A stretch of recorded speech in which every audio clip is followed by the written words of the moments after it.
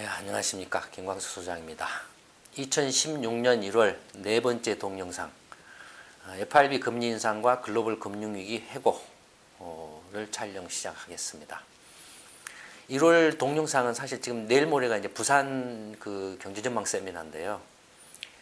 부산 경제전망 세미나 전에 3일 전에 지금 2016년 1월 동영상 4개를 오후에 한꺼번에 몰아서 지금 다 촬영을 하고 있습니다. 이게 지금 이제 마지막 그 네 번째 동영상입니다.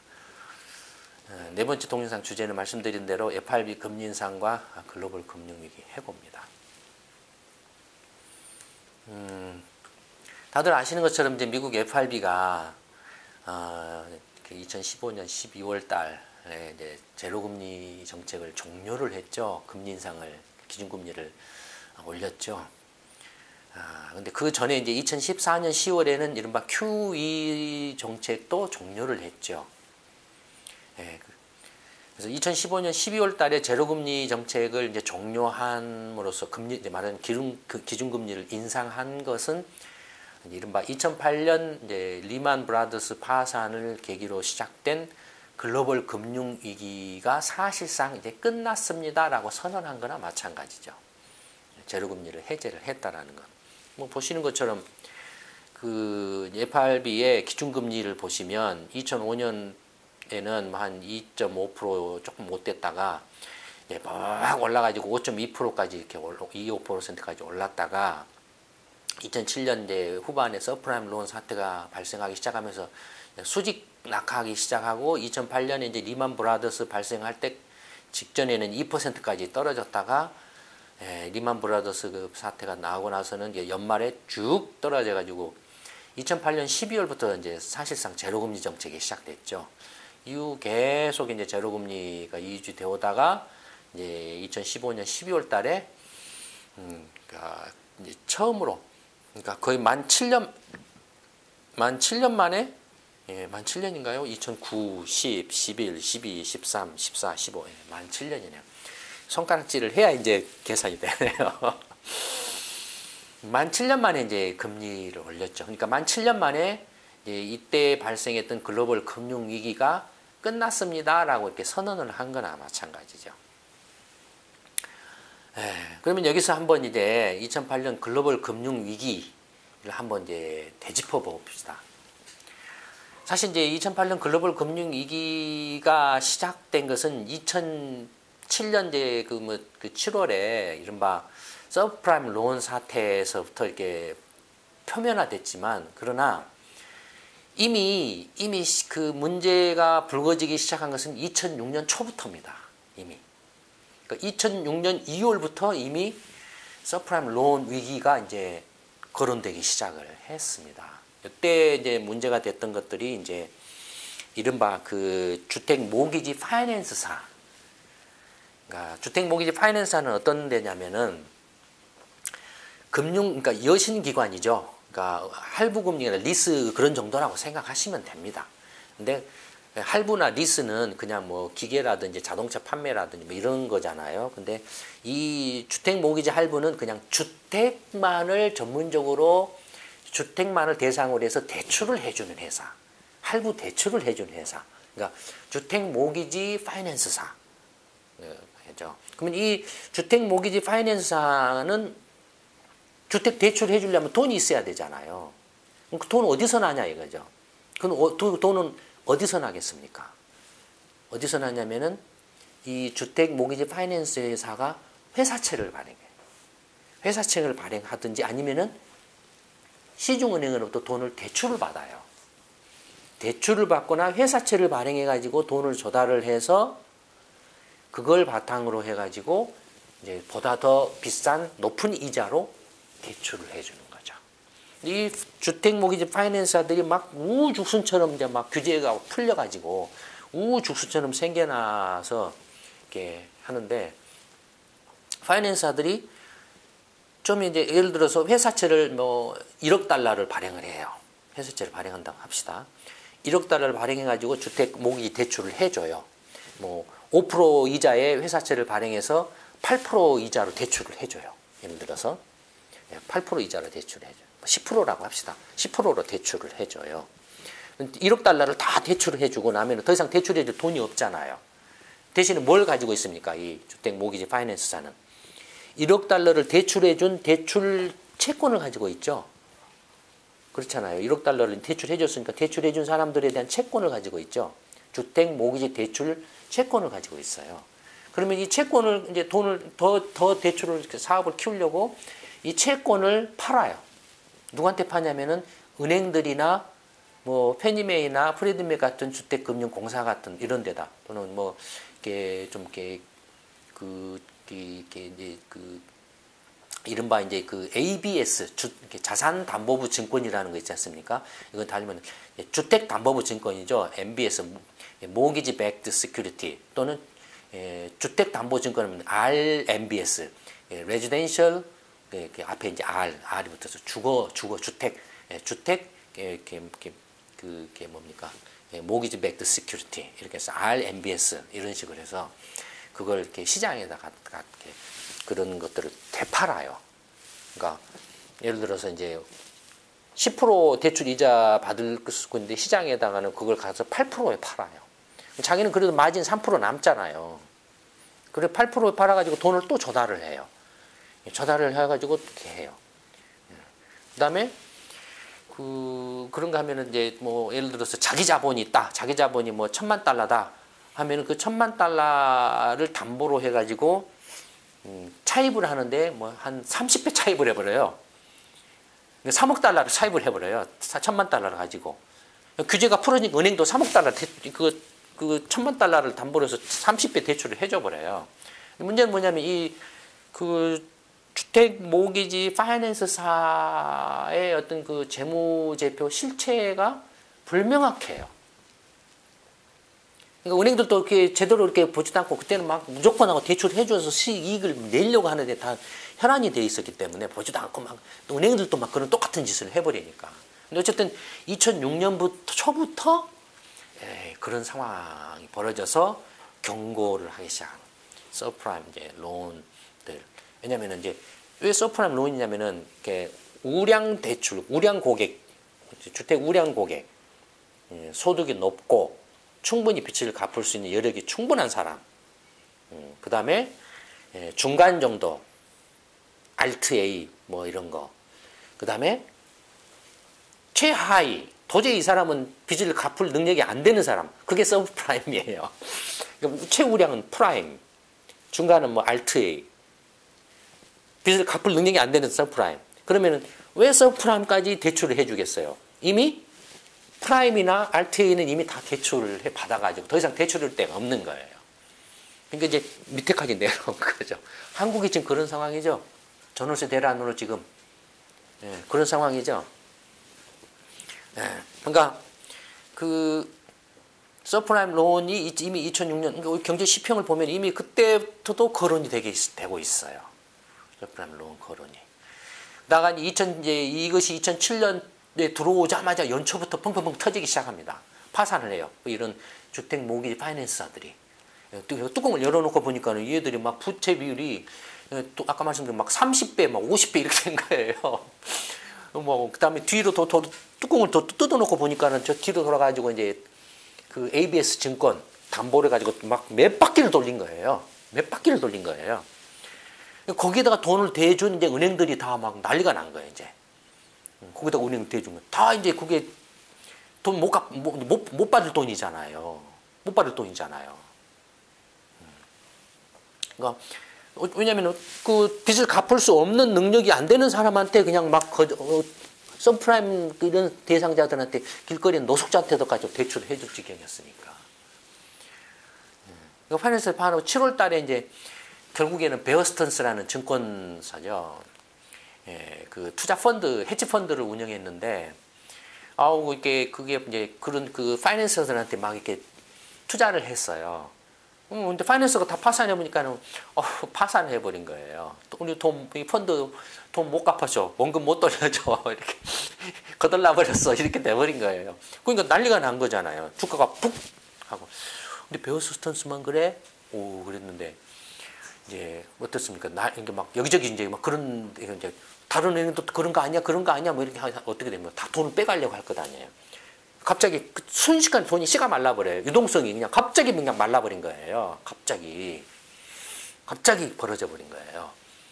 그러니까 갑자기 그런 유동성이 말라버리는 상황이 발생하니까 이제 안 그래도 이제 부실이 이제 표면화된 데다가 시중에 돈마저 말라버리니까 BNP 파리바은행이 이제 헤지펀드 3개를 운영을 하고 있었는데 이제 막 너도 나도 할 것 없이 이렇게 돈을 빼가려고 사람이 이제 막 해약을 할 거 아닙니까? 근데 BNP 파리바가 그 해약을 요청을 해약해 주세요 하는데 돈을 줘야 되는데 줄 돈이 없는 거예요.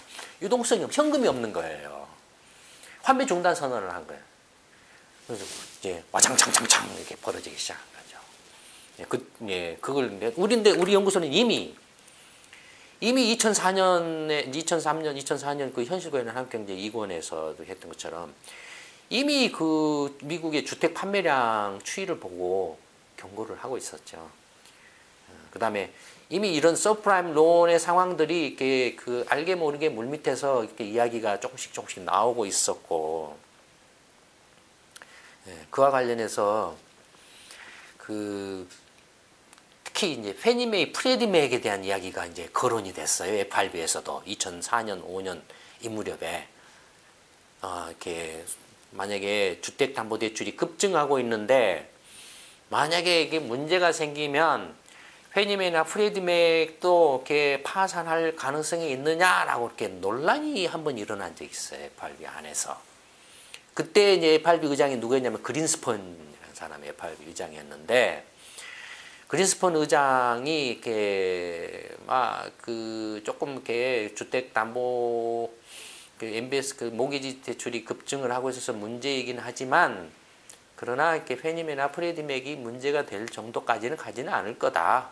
왜냐하면은 그런 그 부동산 투기 거품과 증권화 상황, 그 투기 상황을 이렇게 일으킨 어떻게 보면은 장본인이기도 해요. 그린스펀이라는 사람이. 장본인이기도 해요. 왜냐면 2001년 이제 IT 버블 거품이 꺼졌잖아요. 그 다음에 9.11 테러가 일어났잖아요. 그래서 미국 경제를 비롯 세계 경제 갑자기 확 가라앉았잖아요. 주가가 폭락을 했죠. 뭐 이렇게 주가가 폭락을 하니까 뭐 정책이 뭡니까? 손실이 커지잖아요. 손실을 줄이는 방법은 주가를 다시 떠받쳐주면 손실이 그만큼 줄어들겠죠. 그러니까 그런 정책을 취하는 거예요. 그러니까 거품 붕괴는 또 다른 거품으로 막는다. 막 그런 이야기들이 막 나돌았어요. 이제 그린스판 본인은 그런 이야기에 대해서는 이야기를 안 하지만, 그러나 또 은연중에 그런 정책을 이렇게 생각을 하고 했다라는 걸 시사하기도 이렇게 하긴 했죠. 그러나 공식적으로 그런 이야기는 이제 한 바는 없죠. 어쨌든 그래서 이제 그린스펀 씨가 2001년 그 이후에 기준금리를 빡 내려가지고 얼마까지 내렸죠? 1%까지 내렸어요. 5% 넘던 것이 막 6% 막 이렇게 되던 것들이 이런 그런 기준금리가 1%까지 쭉 내려가지고 2004년 5월달 이라크 대규모 전쟁 끝날 때까지 1%를 계속 유지를 한 거예요. 그러니까 보시면은 여기 보세요. 이게 지금 이건 앞에는 2005년부터 나왔네요. 이제 그러니까 2004년 5월부터 이제 금리를 다시 1%에서 올리기 시작한 거예요. 이렇게 이제 올리는 과정이죠. 금리를 이렇게 쭉 올리는 과정인데, 근데 어쨌든 그러니까 그 그린스펀 씨가 이제 사실은 그 하나의 원인자이기도 하고, 또 그린스펀 씨가 이제 그런 그 FRB 의장 할 때 FRB 내에서 그런 논의를 우리 연구소가 캐치를 했어요. 그 당시에는 어느 누구도 FRB를 쳐다본 사람이 아무도 없었어요. FRB가 중요한지 뭐 어떤 의미가 있는지조차도 생각을 한 사람이 거의 없었을 때예요. 우리 연구소만이 거의 유일하게 이렇게 보고 이렇게 미국 경제를 계속 분석을 하고 경제 보고서나 이런 걸 계속 냈기 때문에 보고서 그래서 미국의 주택 판매량을 계속 추적을 이렇게 해왔죠. 그래서 보니까 이게 보시면은 90년대 후반부터 미국의 주택 판매량이, 그 전에는 이제 연간 60만 호에서 오다가 연간 60만 호에서 이렇게 오잖아요. 60만 호에서 오다가 90년대 후반부터 쭉 뛰어요. 거의 80만 호를 넘어서 20만 호로 툭 뛰어요. 이때 뛴 건 뭐냐면 클린턴 정부 때예요. 클린턴 정부가 이른바 중하위 소득계, 저소득계층, 중하위 소득계층의 주택 소유를 이른바 이제 주택 소유를 이렇게 확대시킨다, 주택 보급을 확대한다는 정책을 시행을 합니다. 그리고 그 힘으로 이렇게 주택 가격이 떠요, 이때. 그리고 이때 이제 IT 버블이 또 일어나죠. 이때가 IT 버블이 일어나면서 또 주택 시장에 거품이 또 생성되는 그런 게 맞물려 있어요, 그게. 예, 그 주택 소유 보급 확대 정책과 클린턴 정부 1000만 호 보급 확대를 한다라고 발표를 해서 추진을 해요. 그걸 두 번을 이게 한 번 더 연기를 해서 연장을 해서 해요. 거기에 이제 IT 버블이 일어나서 또 부동산 투기가 또 이제 또 가세가 되고 그러던 것이 이게 2000년 돌아서 보시면 아시지만 2000년 돌아서부터 보고 올라가요. 이게 신규 주택 판매량인데 올라가지고 130만 호까지 이렇게 달하죠. 그러니까 60만 호로 치면 2배를 넘는 정도까지 폭증을 해요. 60만 호면 어느 정도입니까? 1990년대 그 한국에서 200만 호 주택 건설 사업할 때에 최대로 많이 졌던 데가 72만 호였어요. 60만 호, 그때 거의 60만 호 정도 수준으로 계속 지어질 때예요, 한국이. 그러니까 어마어마한 주택량이, 미국이 이제 나라가 크기 때문에 연간 60만 호 정도였던 거죠. 갔다가 등락을 했지만, 60만 호. 근데 예를 들어서 1970년대, 이게 70년대거든요. 70년대인데 이렇게 잠깐 올랐다가 떨어졌잖아요. 이때가 주택시장 거품이었어요, 미국이. 거품일 때도 사실은 신규 주택이 20만 호 늘었는데도 거품이었어요. 거품이었어요. 80년대 후반 미국, 일본에서 거품이 날 때는 또 판매가 줄었어요. 그러니까 미국에 이때는 거품이 없었어요. 90년대 중반부터 그 다음에 IT 거품을 거치면서 이제 본격적으로 하고 그 다음에 그린스펀지가 제로 이제 1% 저금리 정책을 하면서부터 이제 2003년 하고 그 다음에 2003년부터 이른바 서브프라임 론 대출이 이제 파이낸스사들 막 이제 창 들고 이제 주택 시장으로 들고 들어가는 거예요. 그 다음에 90년대 말에 또 규제 완화가 있었어요.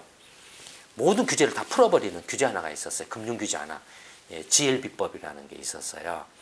그램 리치 브릴리법이라고 그전에는 글래스 스티글법이라는 게 있었는데 글래스 스티글법은 규제였어요. 모든 게 규제였어요. 그 규제가 이제 점점 무력화되고 이제 시장화되고 글로벌화되고 국제화되고 자유화되면서 무력화되고 그래서 결국에는 90년대 말에 이제 클린턴 정부 말기에 모든 걸 다 풀어버려요. 규제를 다 풀어버려요. 그때 풀은 사람이 풀었던 주동자가 누군지 아세요? 로렌스 서머스 재무장관이에요. 주동자가. 지금 하버드대 교수하고 있잖아요. 그 사람이에요. 그러니까 아이러니하죠. 어쨌든 그래가지고 우리 연구소가 벌써 이런 걸 봤다 이거예요. 이걸 보고 경고를 한 거예요. 벌써 2004년에 현실과 이런 한국 경제 책에서 벌써 2004년에 그런 경제 보고서가 나갔다 이거예요.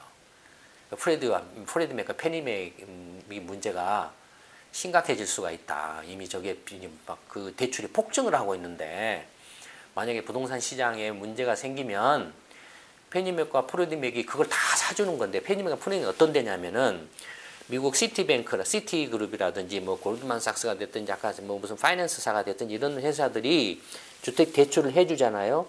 해주고 나면은 더 이상 대출해줄 돈이 없으면 아까 말씀드린 주택 대출 채권을 다시 이제 ABS 주택담보부 증권 에셋 그러니까 주택자산담보부 증권이라는 형태로 해서 되팔아요.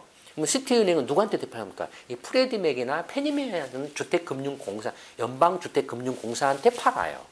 그럼 연방주택금융공사는 그 시티은행이나 뭐 골드만삭스나 이런 뭐 뱅크 오브 아메리카나 이런데 메릴린치나 이런데 다 그런 데들한테 판 것들을 사가지고 돈을 줘요. 그러면 페니맥이나 프레디맥은 돈 어디서 나서 그 돈을 주느냐? 이 페니맥이나 프레디맥은 미 연방 정부가 신용을 보증한 형태는 민간 기업이지만 주식은 민간인이 가지고 있지만 그 공사예요.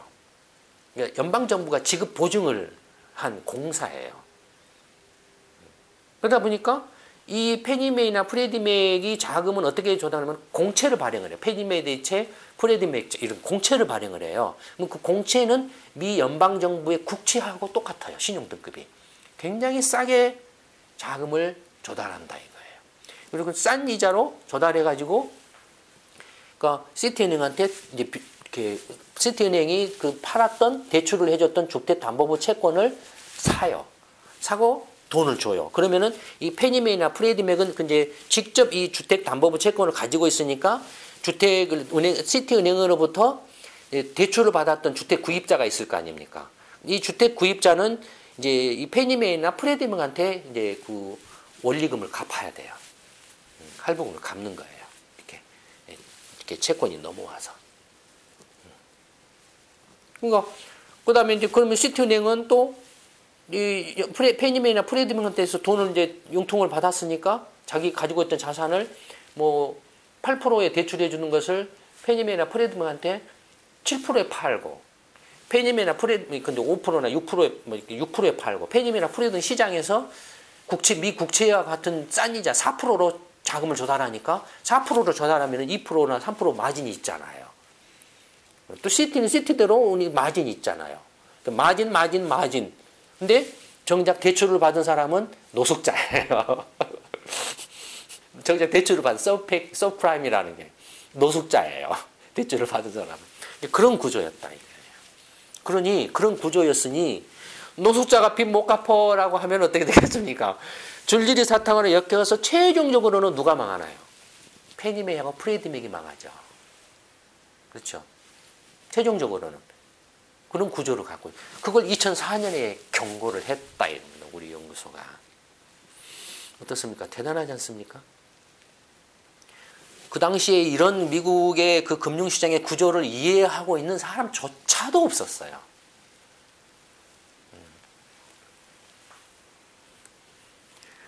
뭐 경과는 이제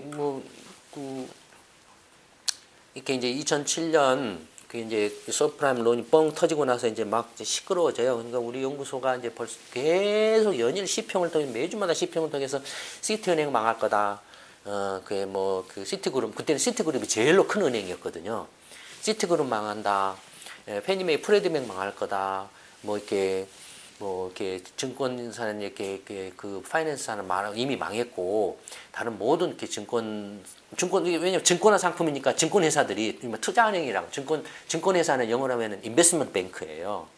브로커리지 하우스면 브로커리지 뭐 이렇게 하는데 인베스트먼트 뱅킹이라고 이렇게 생각하시면 됩니다. 증권 업무를 담당하는 게. 그러니까 ABS는 주택담보부 증권이거든요. 그러니까 증권사예요. 그러니까 다 증권사도 줄줄이 스타트업으로 걸린 거예요, 전부 다. 그 중개하고 뭐 하고 막 자기가 그런 최종 이렇게 자금력을 가지고 있으니까 받아주고 하면서 이제 다 물려버린 거예요.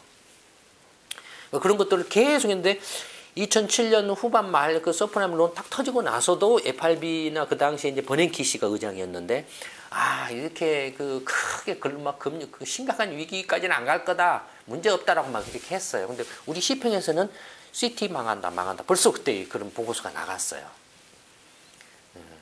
근데 미국의 제일로 큰 그 은행 그룹인 시티 그룹이 망한다라고 하면은 다른 금융기관은 볼 곳이 없는 거예요. 볼 곳이 없어요. 페니메이 프레디맥 같은 경우는 어마어마한 규모였어요. 시티뱅크나 시티그룹은 저리 가라예요. 규모가. 저리 가라예요. 그런데도 망한다라고 얘기했어요. 그 머지않아서 다 드러난 모노라인 기관이 먼저 넘어가 2008년 들어오자마자 신용보증기관이에요. 근데 서울 신용보증대학 뭐 있잖아요. 무슨 신용보증기관 그런 거에 모노라인이라고 그래요. 당연히 이렇게 보증을 섰을 것 아니에요. 무슨 채권 발행할 때 보증을 섰을 거 아니에요. 또는 ABS 담보부 증권 발행할 때도 보증을 서줬을 거 아니에요. 못 갚으면 내가 대신 갚아줄게 하는 게 보증이 서주는 거잖아요. 그 수수료 딱 먹고. 근데 당연히 이제 다 터지니까 제일 먼저 이렇게 보증사들이 모조리 다 망하죠. 파산하죠. 모조리 파산해. 그 다음에 시티그룹 또 파산. 리만 브라더스, 메릴린치, 베어스탠스 모두 다 지금 다 막 휘청거리고 난리가 나요. 그러니까 이때 그 동원한 게 뭐냐면 긴급 이제 유동성 공급. 이라고 해서 타프 프로그램이라는 거냐. 이 뒤에 이제 리만 브라더스 파산하고 이제 7천억 달러 타프 프로그램을 이제 의회가 승인을 해요. 하는데 이때는 FRB가 우선적으로 은행에만. 그러니까 리만이나 메릴린치나 베어스턴스는 증권이에요. 증권 쪽이에요. 그러니까 이건 FRB의 구제금융 대상이 은행이 아니니까.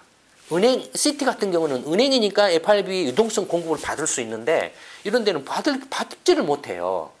그러니까는 급하니까 이제 빨리 그 FRB 연방은행법을 개정을 해달라고 의회에 요구를 하는데 미 의회가 탱자탱자하고 있는 거예요. 공화당하고 민주당이 막 뭐가 뭔지도 모르고 세상이 어떻게 돌아가는지도 모르고 막 탱자탱자하고 자기들끼리 밖으로 싸우고 치고받고 싸우고 있는 거예요. 그러니까 이 사람들은 이제 막 미치려고 하는 거예요. 야, 미국 망한다, 미국 망한다. 실제로 이때 미국 망했어요, 사실. 망했어요. 이때 GM도 망했어요. GM도 주택 모기지 사업을 했거든요. 금융업을 했어요. 제너럴 일렉트릭, GE도 주택 모기지 금융업을 했어요. GE도 망했어요. GM도 망했고, 다 구제금융 받았잖아요. 국유화됐잖아요, GM은. GE도 그게 구제금융 받았잖아요. 시티도 망했어요. 시티도 이때 450억 달러 구제금융 받았잖아요. 그래서 이제 그 증권계가 망한 거예요. 제일 먼저 넘어간 게 뭐냐, 베어스턴스가 넘어갔어요. 베어스턴스는 이제 JP 모건 체이스 은행이 인수를 해준 거예요. 증권가 넘은 거예요. 그 다음에 5월달에 당연히 페니메이, 프리드맥이 못 버티죠. 모두가 다 지금 페니메이하고 프리드맥한테 팔아제꼈으니까. 그러니까 국유화를 했어요. 페니메이하고 프리드맥은. 그걸 이미 경고를 이렇게 몇 년 전부터 하고 또 2007년부터 계속 페니메이와 프리드맥도 문제된다. 그때는 어느 누구도 페니메이와 프리드맥이 파산할 거라고 생각을 안 했어요. 시시했어요. 그 다음에 이제 뭐가 문제되냐면 이제 이렇게 메릴린치도 막 그때 이제 막 탁구공이에요. 막 네가 사라 안 사. 내가 왜 그걸 사? 막 네가 사라 이런 상황이었어요. 메릴린치도. 나중에는 메릴린치는 이제 뱅크 오브 아메리카가 이제 인수를 했죠. 억지로 샀어요. 이것도 마지못해서. 이거 잘못 사면 자기도 망하니까 거의 반강제로 산 셈이죠. 이제 거저 샀어요. 거저 줄 테니까 가져가. 그러니까 뱅크 오브 아메리카 메릴린치를 거저 가져갔어요. 그다음에 이제 문제가 됐던 리만 브라더스 같은 경우도 처음에는 미쓰비시 도쿄 UFJ한테 이제 좀 제발 사다. 니네들 좀 인수 좀 해다오. 근데 살까? 한번 검토해볼까 하다가 이게 아니다. 이거 페니메이 프리드도 망하고 하는데 아니다. 이거 HSBC 그럼 니네들이 좀 사다오. 우리도 발등에 불이 떨어져가고 그 판국에 우리도 돈이 없는데 우리한테 사라고 하니 되냐? 중국한테도 이렇게 그래서 중국으로부터도 조금 그다음에 싱가포르 뭐 국부펀드나 이런 데에서도 막 세마텍인가 뭔가 이런 데서도 막 가서 이야기하고 그래서 중국의 국유은행한테서도 좀 이렇게 했을 거예요. 그래서 일부 미쓰비시 은행은 일부 몇십억 달러를 증자에 참여를 했을 거예요. 리만 브라더스가 아니고 어디에 참여를 했나? 리만 브라더스 했나? 하여튼 안 했어요. 리만 브라더스는 안 했어요. 메릴린치인가 어딘가 뭔가 했는데 하여튼 오래돼서 이제 좀 가물가물하네요. 근데 어쨌든 다 이제 쑤시고 다녀봤는데 안 됐어요. 느닷없이 한국에서 이명박이라는 사람이 내가 살게라고 손을 들었어요. 느닷없이 한국에서 왔다 우르르르르 산업은행이 강만수 뭐 이렇게 했잖아요. 여러분들 두산 인프라코도 이렇게 어떻습니까? 못 모르고 내가 마켓을 인수할 거야. 그래서 박살났잖아요. 박살나고 있잖아요. 지금. 이때 리만을 인수했으면 어떻게 됐을까요? 한국이 그때 망했을지도 모르죠. 리만 브라더스가 한 6천억 달러 되는 규모였어요. 6천억 달러. 그러니까 이 당시 한국 GDP 규모에 해당되지 않았을까 싶어요. 그럴 정도의 어마어마한 금융기관이었거든요. 어떻습니까? 21세기의 지식 정보화 시대의 나라를 이끌어 가야 된다라는 것이 좀 이렇게 느낌이 오십니까? 이 당시에 이 산업은행 그 이명박 일당이 이렇게 리만 브라더스를 인수해가지고 얼마를 챙겨 먹으려고 작정을 했길래 사자방도 모자라가지고 얼마를 챙겨 먹으려고 작정을 했길래 리만을 이렇게 사겠다라고 이렇게 설쳐댔냐 이거예요. 그러니까 이런 전체적인 그 지금 상황이 어떻게 흘러가고 있는가를 몰랐기 때문에 이런 막 그 말도 안 되는 개수작이라고 해야 되나 뭐 그런데 질러대려고 했다 이거예요. 이런 사람들이 대통령의 권력을 잡고 뭐 정권을 잡고 집권당이네 뭐네 하면서 난장판을 쳤으니 나라가 온전하겠냐 이겁니다. 결국에는 이제 리만 브라더스 파산을 했죠. 예, 파산을 했습니다. 청산을 하면서 이제 그 이렇게 미주 사업은 바클레이즈가 이렇게 영국의 바클레이즈가 인수를 하고 그다음에 이제 아시아하고 유럽하고는 노무라 증권 인수를 하고 근데 리만 브라더스를 노무라가 인수를 했는데 노무라가 이것 때문에 또 꼬꾸라질 뻔했어요. 적자가 많이 나가지고 노무라도 망할 뻔했어요. 망하나보다 휘청할 뻔했어요.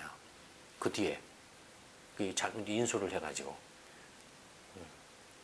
그러니까 이 그 글로벌 금융기관을 능력이 안 되는데 인수를 해서 한다라는 게 노무라가 이렇게 휘청하면서 능력이 안 되기 때문이에요.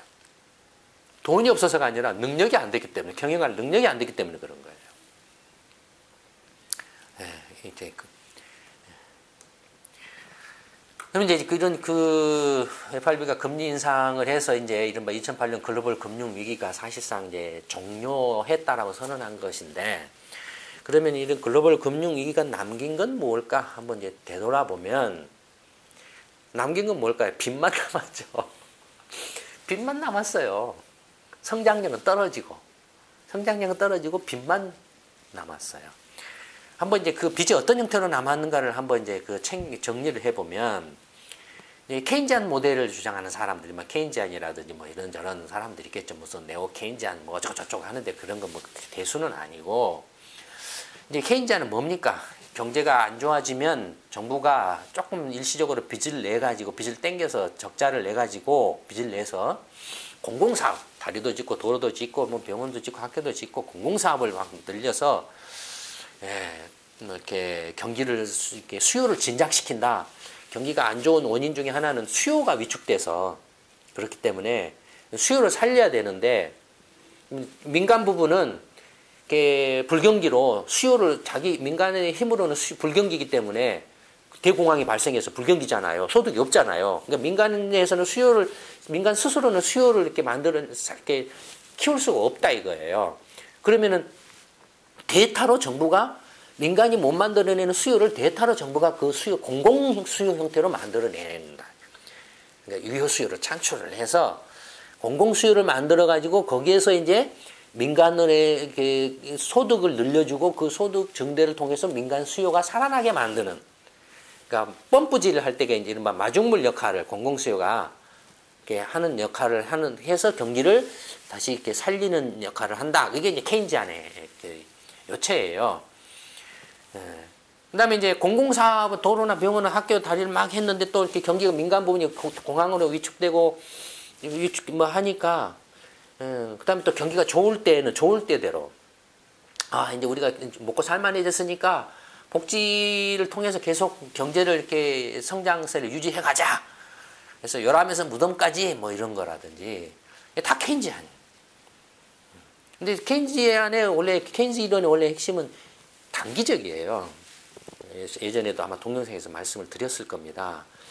경제가 이렇게 일시적으로 충격이나 불황이나 공황이 와가지고 이렇게 축 가라앉았을 때는 정부가 일시적으로 개입을 해가지고 유효 수요를, 이렇게 공공 수요를 만들어서 펌프의 그 마중물 역할을 해서 이렇게 살아나게 한 다음에, 경제가 살아나면은 정부는 다시 이제 빠진다. 이게 됐어요. 빠지고 세금을 이제 경제가 살아나니까 세금을 걷어서 그동안에 졌던 빚을 갚아라. 그럼 다시 균형이다. 이거예요, 케인지안은. 근데는 이게 이제 만성화가 돼가지고 시도 때도 없이 공공사업하고 시도 때도 없이 복지 강화를 해온다 이거예요. 또 소득 수준이 높아지고 경제가 높아지면 요구 조건, 요구 사항들이 늘어나고 정치인들이 선거할 때마다 이제 에스컬레이터 돼요, 공약이. 나는 이런 복지를 강하겠습니다. 우리가 먹고 살만하니까 우리가 이제 경제 1등국이니까 이런 거 하겠습니다. 이런 것도 하겠습니다. 막 이렇게 한다 이거예요. 그 다음에 공공사업이나 이런 복지를 강화하게 되면은 복지 또 강한다라면 또 이렇게 복지 맹신하는 사람들 또 알레르기 반응을 일으킬 것 같네요. 네. 어쨌든 어쩔 수 없어 그건. 공공사업이나 이런 그게 복지를 이렇게 밑도 끝도 없이 이렇게 막 이렇게 늘려가면 뭐가 커집니까? 관료 조직이 커지죠. 그런 공공사업을 관장하고 그런 복지사업을 관장하는 관료 조직이 커지고 관료들이 밥그릇이 커지죠. 또 공공 영역이 비대화되죠. 공기업이다 뭐다 하는 게 막 늘어나죠.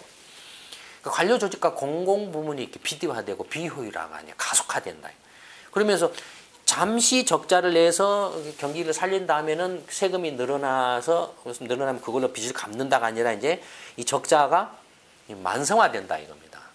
계속 공공사업을 계속하고 복지를 계속 확대를 하니까 관료 조직은 계속 늘어나고 공공부문은 계속 늘어나고 비대화되고 이것이 이제 막 비효율화되고 경쟁력을 이렇게 오히려 걸림돌이 되고 왜냐하면 자리가 만들어지면은 뭔가는 행세를 해 신용을 해야 돼 일한다는 모습을 보여야 돼 그러면 저게 효율성이 없고 필요하지 않은데도 불구하고 어떻게 수단과 방법을 가리지 않고 예산을 만들어 가지고 따가지고 와서 일을 벌린다 이거예요. 벌려놓으면 나중에 부실화된다. 아무도 그걸 이용을 안 한다든지 거기서 수익이 안 난다든지 밑빠진 독이 된다든지 뭐 이렇게 된다 이거예요. 그런가 하면 이게 이제 30년대 이후에 케인지안이 득세를 쭉 이렇게 해옵니다. 그러다가 통화론자들이 이제 50년에 이제 이른바 프리드만을 이제 시작으로 해서 70년대부터 이제 조금씩 이제 활개를 치기 시작하다가 80년 딱 들어오면서 레이건 정부가 들어오면서 레이거노믹스로 이제 완전히 통화론자들이 득세를 하죠. 그러면서 시장주의를 강력하게 다시 주장을 합니다. 시장주의라는 것은 규제 완화, 그러니까 정부가 이렇게 간섭하지 말아라. 작은 정부, 그러니까 케인지안이 해왔던 것들이 말할 수 없이 이렇게 관료 조직이랑 공무원이 비대화되고 쓸데없는 불효불급한 것들을 많이 하고 하다 보니까 필요 없이 세금을 안 걷어도 될 세금을 막 걷어가지고 한다 이거예요. 그러니까 정부를 줄이면은 세금도 줄어들 수 있다 이거예요. 그럼 민간 부분 스스로가 세금 적게 내면 적게 낸 그만큼 더 민간의 소비도 늘어나고 투자도 늘어나고 더 이렇게 활력이 있다 이거예요. 그런 주장을 이제 내세워요. 그래서 규제를 안 하고 작은 정부를 주장을 하면서 그러면서 이제 규제를 운영 안 하고 정부도 줄일 테니까 구조조정해서 확 자르고 공기업도 전부 민영하고 할 테니까 그렇게 하면은 이제 굳이 세금도 많이 거둘 필요 없지 않느냐라고 해서 이제 감세를 주장을 하죠. 그래서 대기업이나 뭐 이렇게 기업 감세하고 부자 감세를 주장합니다. 일반 서민들한테는 감세를 한다 그래도 서민들 세금 깎아줘봐야 몇 푼을 깎아주겠습니까? 부자는 근데 감세하면은 그냥 1%라도 확 소득액이 크기 때문에 큰 만큼 세금도 액수가 크잖아요. 일반 서민들은 세금 자체 규모가 작으니까 거기서 뭐 몇 프로를 깎아준다 한들 얼마나 이렇게 혜택을 보겠습니까? 확 깎아버려요. 그 다음에 시장주의인데 그러니까 케인지안은 뭡니까? 공공사업이에요. 사업. 그러니까 실물 경제를 부양하는 거예요.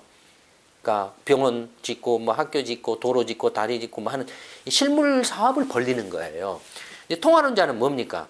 시장에 맡기는 거예요. 시장에 맡기는데 가장 그 시장의 기능을 이른바 통화론자들 입장에서 이상적으로 보여주는 게 자산시장이에요. 주식시장이라든지 부동산 시장이라든지 하는 이런 자산시장이에요. 자산시장이 또 굉장히 중요한 거예요. 통화론자들 입장에서는. 왜냐하면 이 자산시장이 모든 자원 배분을 결정을 해주거든요. 주식시장이라든지 이런 것들, 채권시장이라든지 은행, 금융시장이나 이런 것들이 이런 시장, 자산시장들이 가장 수익성이 높은 대로 돈을 이렇게 흘러보내준다 이거예요. 근데 이 사람들이 생각한 대로 현실은 그렇지 않다 이거죠. 왜 그렇습니까? 투기가 일어나죠. 그러니까 시장이 건전하게 발전할 수 있는 어떤 필요 충분 조건들을 갖추지 않은 상태에서 어떤 정치적 슬로건이 강한 시장주의는 투기 거품을 상시시켜버린. 결과적으로 투기 거품이 그 1970년대까지만 해도 그렇게 막 이렇게 뭐 심각하거나 막 이렇게 하지는 않았어요. 물론 예전에는 시스템이 정비가 안 돼서 일어났지만 대공황 이후에는 뭐 전쟁도 있었고 뭐 그럴 겨를도 없었고 뭐 했지만 그러나 투기 거품이 이제 본격적으로 이렇게 발생해가지고 문제가 되기 시작한 것은 1980년대부터입니다. 본격적으로 터지기 시작한 것은. 일본을 시작한 그 이른바 이렇게 부동산 거품 붕괴라든지 주가 거품 붕괴라든지, 예, 90년대 이제 그게 이머징 마켓 동아시아 외환위기라든지 이머징 마켓 거품 붕괴라든지 IT 거품 붕괴라든지, 예, 글로벌 금융위기 이런 것들이 다 지금 자산 시장에서의 거품 붕괴예요. 실물 생산 시장에서 실물 생산 경제에서의 거품이나 이런 그 경제 위기가 아니라 자산 시장에 이게 통화론자들이 빨리 이게 야기한 이제 부작용들입니다. 이런 것들이. 그러니까 케인지안이든 통화론자들이 이제 지금은 이제 이게 구별이 섞여져 오고 있는데 섞어서 일어나고 있는데 FRB의 제로금리 정책이나 양적 확대책이나 이런 것들은 뭡니까? 사실은 통화론자 정책에 가깝죠. 예. 예, 투기 거품을 야기하는. 그래서 실제로 QE 하니까 뭐가 떴죠? 실물 경제가 회복되기보다는 주가가 벙벙벙 떴죠. 채권은 직접 FRB가 사버렸기 때문에 거기 붕 떠버렸죠. 예. 지금은 이제 금리 인상한다 하니까 문제가 되기 시작해서 뭡니까? 다시 거품이 꺼지냐 마냐 이런 것들을 걱정을 하고 있는 거죠. 예, 이런 것들을 이제 정치인들이 이렇게 그때그때 자기들 집권을 위해서 권력을 위해서 슬로건 공약을 남발하는 악용을 해왔다 이거죠. 케인지안 모델이나 통화론자 모델이나, 예, 정권에 따라서 이걸 악용을 해서 하다 보니까 경제 위기가 빈발을 한다. 결과적으로는 정치인들이 이런 것들을 이렇게 좀 더 장기적인 어떤 비전과 어떤 전략, 전문성을 가지고서 정말로 어떤 그 국가 경제의 지속적이고 안정적인 발전, 그다음에 자기 국민들의 어떤 그 삶의 질의 향상을 위해서 이렇게 체계적이고 이렇게 합리적으로 어떤 정책들을 이렇게 선택하고 공약을 하고 그러면서 국가를 경영하는 게 아니고 수단과 방법을 가리지 않고 우선 집권을 위해서 이렇게 수단과 방법을 가리지 않고 되는 거든 안 되는 거든 그냥 무조건 하고 질러댄다 이거예요. 또 그런 것에 편성해 가지고 이른바 일부 경제학자들이 이렇게 정치권에 이렇게 참여를 해서 같이 이렇게 춤을 춘다 이거예요. 결과적으로는 빚이 폭증을 한다. 경제 위기가 발생하고 위기가 끝나면은 빚이 폭증을 한다 이거. 예전에 비해서 경제 위기가 발생하는 첫째는 특징이 몇 가지인데 경제 위기가 발생하는 간격이 점점 짧아져요. 길어지면 그 다음에는 조금 좁아지고 그 다음에 더 짧아지고. 그러니까 주기가 이제 점점 짧아지고 주기가. 그다음에 경제 위기 충격이 커져요. 예전에는 이 정도 했으면은 이거 80년대 말에 주가나 부동산 거품 붕괴 충격은 그렇게 크지 않았어요. IT 거품 붕괴 때는 상당히 컸어요. 2000년에 걸리물 때는 지금 충격이 7년 갔어요. 미국 같은 경우는 만 7년 갔어요. IT 거품은 만 한 2년 3년 갔죠. 9.11 테러하고 그 80년대 말에 일본의 부동산하고 주가 거품은 한 1년 정도밖에 안 갔어요. 그 충격 기간이. 점점 그 경제 위기 기간이 길어져요. 충격이 커요.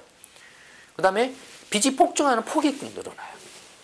그 다음에 시간이 좀 많이 가고 있습니다만은 마무리를 하면 정치인들이 이렇게 그 수단과 방법을 알지 않고 단기적인 집권에만 이렇게 집권욕에만 이렇게 눈이 멀어가지고 엉터리 막 그 공약 남발을 해서 이런 것들을 이렇게 이용해가지고 공약 남발해서 경제 위기를 낳고 그 다음에 채무가 폭증을 하는데 채무가 어떻게 늘어나냐 이겁니다. 지금 이명박 정권뿐만 아니라 지금 박근혜 정권이나 이렇게 새누리당이 주장하는 게 한국은 정부 채무가 굉장히 낮습니다. 선진국에 비해서 굉장히 낮은 수준입니다. 걱정 없습니다. 그래서 뭐 신용평가에서 다 한국은 채무가 이렇게 적고 뭐 외환 보유고도 많고 이렇게 해서 신용 등급을 올립니다. 뭐 이렇게 나오고 있잖아요. 근데 그 무디스라는 신용평가 기관도 전문성이라는 면에서 보면은 문제다 이거. 왜냐하면 그 사람들이 직접 한국에 대해서 와서 막 직접적으로 막 치밀하게 하는 게 아니라 한국의 제휴한 신용평가 기관들이 있죠. 뭐 예를 들어서 한신평이라든지 뭐 있잖아요. 또 뭐죠? 그 뭐죠? 나이스라든지 뭐 이런 데 있잖아요. 뭐 제휴한 그런 데에 어떤 그 분석 자료나 이런 평가 자료를 기반으로 해서 그냥 때려요. 그냥 그런 거예요. 근데 그러면은 한국은 정말로 문제가 안 되느냐? 예를 들어서 미국의 경우를 보면 미국의 정부 채무 비율을 보면 금융위기 2008년 금융위기 전에는 정부 채율이 60%가 안 됐어요. 그러니까 굉장히 양호한 편이죠. 영국도 마찬가지로 40%가 안 됐어요. 금융위기 전에는 40% 정부 채무 비율이 GDP 대비로 40%가 안 됐어요. 스페인은 봐보세요. 60%였다가 오히려 줄어가지고 40%까지 줄은 상태였어요. 금융위기 전에는. 프랑스는 60%였어요. 정부 채무 비율이. 근데 어떻습니까? 2008년 딱 글로벌 금융위기 터지고 뻥 터지고 나서 정부 채무가 벙 뛰어버렸죠. 100%를 넘게 뛰었죠. 순식간에 40%가 뛰어버린 거예요. 영국은 40%에서 90% 넘게, 50% 넘게 지금 뛰어버린 거예요. 스페인은 40%도 안 된 것에서 100%까지 60% 이상이 뛰어버렸어요. 프랑스는 60%에서 100%로 40%가 풍 뛰어버린 거예요. 이건 뭘 말합니까? 정부 채무는 지금 채무가 높다 낮다가 중요한 게 아니라 그게 중요한 게 아니고 민간 부분, 민간 경제가 지금 어떤 상황에 있느냐가 더 중요하다는 걸 말하죠. 민간 가계 경제가 어떠냐, 가계 채무가 얼마나 되느냐, 기업 경제가 어떠느냐, 기업 채무가 어떠느냐, 금융 경제가 어떠냐, 금융 채무가 어느 정도냐, 이런 것들이 얼마만큼 건전하냐, 부실하느냐에 따라서 어느 순간에 그것이 뻥 하고 문제 터지면은 이렇게 터져버린다 이겁니다. 이런 식으로. 그러니까 채무가 그냥 이렇게 지속적으로 꾸준히 이렇게 늘어나는 게 아니고, 안 늘어나요. 근데 한국은 악성이에요. 늘어나고 있어요, 이렇게. 평상시에도. 그 악성이에요. 평상시에도 이렇게 늘어나고 있다가 터지면 펑 하고 튈 수밖에 없다, 이게 한국은. 봐보세요. 미국이나 영국이나 스페인이나 프랑스 같은 경우는 평상시에 채무가 늘어났습니까? 안 늘어났어요. 그래서 한국이 지금 악성이에요. 한국은 가계 채무도, 기업 채무도, 금융기관 채무도 미국이나 영국이나 프랑스나 이런 선진국, 일본 선진국에 비해서 훨씬 더 채무가 많습니다. 상대적으로. 채무 비율이 높아요. 한국은. 채무 과다증에 걸려 있어요. 지금. 그러니까 언제 문제가 뻥 터져도 채무로 인해서 문제가 터져도 이상하지 않은 상황이라고 제가 계속 말씀드리잖아요. 그때 뻥 터지면은 어떻습니까? 미국이나 영국이나 프랑스, 스페인 이런 나라처럼 한국도 정부 채무가 펑 하고 늘어난다. 실제로 그런 일을 한번 겪었죠. 외환위기 때죠. 외환위기 전에는 정부 채무가 없었습니다. 없었는데 외환위기 펑 터지고 나니까 공적 자금 160조 투입하면서 공적 채무가 그때는 GDP가 300조였으니까 그 50%로 펑 뛰었어요. 근데 그때 정부 채무 비율, 한국 정부가 발표한 정부 채무 비율은 외환위기 직후에 정부 채무 비율이 20%밖에 안 나와 있어요. 이게 꼼수죠. 실제로 공적 자금 160조가 들어갔잖아요. 통계도 엉망이죠. 국채 발행한 게 아니고 그건 이제 160조 중에 얼마는 뭐 신용 정부가 보증을 선고하고 뭔고 해서 그런 걸 안 넣었다 이건 다 근데 채무입니다. 어쨌든 지금 그 FRB 금리 인상과 이제 임상으로서 이제 글로벌 금융위기가 종료가 됐는데 그 글로벌 금융위기가 남긴 것은 보시는 바와 같이 엄청난 어마어마한 이 정부 채무 를 남겼다라는 겁니다. 그리고 가계나 기업이나 금융기관의 체력 저하, 피폐를 낳았다라는 겁니다. 이런 것들이 지금 이제 사실은 근본적으로 이렇게 바꾸지 않으면은 똑같은 실수가 되풀이될 수밖에 없습니다. 되풀이되는데 이제는 주기가 빨라지고 그 충격이 더 심각하게 커지고 채무는 감당할 수 없는 늘어나는 그런 상황이 벌어질 거랍니다. 이래서 이순신 프로젝트가 절대적으로 중요합니다. 2010년 1월 네 번째 동영상 촬영은 이걸로 마치도록 하겠습니다. 감사합니다.